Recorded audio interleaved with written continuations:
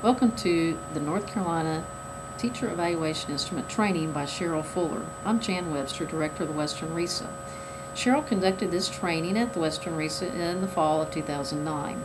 With her permission and the permission of the participants, we were able to videotape it and divide it into segments such that your school system can use the part that you need the most in your training. This training can be used for teachers, administrators, etc., anyone that needs to know a little bit more about the teacher evaluation instrument. Cheryl does an excellent job of going through the instrument, explaining where it began, the definitions involved in it, the elements involved in it, and giving good examples. She also answers questions along the way from participants, which may be very similar to some of the questions that you have. We hope this is a benefit to you. And at this time, we're going to start into the training. Cheryl has already conducted an activity that talks about the inventions and how things have changed in the world and in education and in technology over the past few years. And this leads into why we need a new teacher evaluation instrument. So at this time, we're going to begin with Cheryl Fuller from the North Carolina Department of Public Instruction and the Teacher Evaluation Instrument Training. Okay, so we took a look back through time, and we've taken a look ahead at what we predict is going to happen for our students. If we are going to be 100% honest with ourselves, this is a rhetorical question, you don't have to answer it out loud, but I want you to think about your honest answer.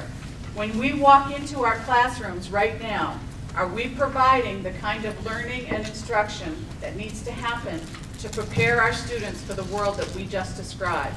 Where robots are physically and mentally superior, where cars and trucks are driving themselves, where we have people living on the moon.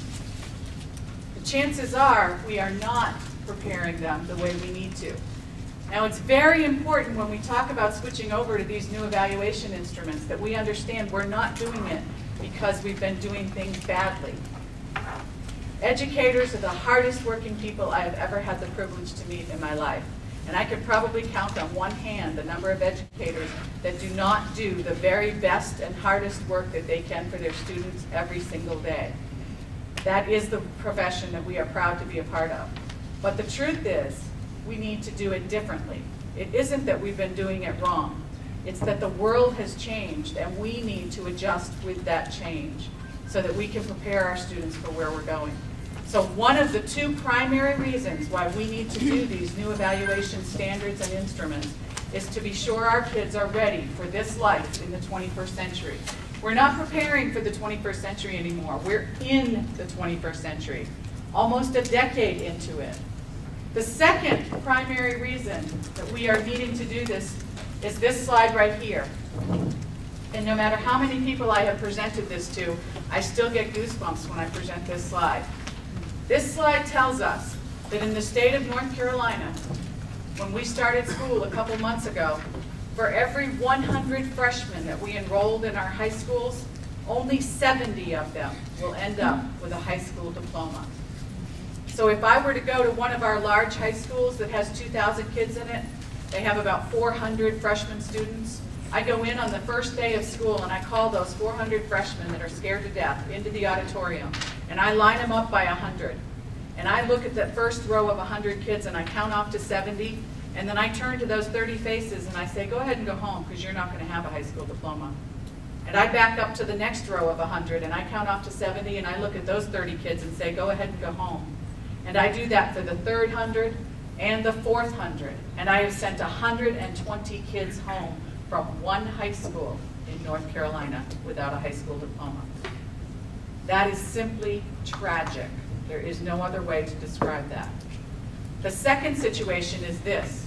When you think about the world that we just talked about, where a high school diploma will not take you very far, would we agree that our kids are going to need to have a college education to survive in the world successfully in the world that we just described? How many of you would agree with that?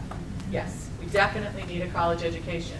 But this slide tells us that right now, out of those 100 students, only 19 will have a college education.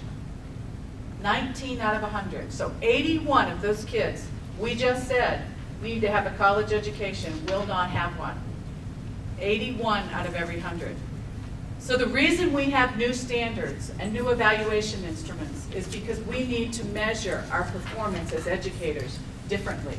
We need to measure them against standards that allow us to accomplish these two things: getting our students ready for 21st century and having them graduate from high school and college. This is your state board mission and goals. And it basically says everything that we just did through those two activities. How are we going to do it? These are the ways that they want us to accomplish it. I want to point out to you the fourth bullet. Leadership will guide innovation in our schools. If we are truly going to make this shift and accomplish the two goals we just talked about, all of us need to move into leadership roles, including our teachers. And that's why you'll see when we look at the teaching standards that leadership is an important part of this. We cannot work in isolation. We all have to guide this process.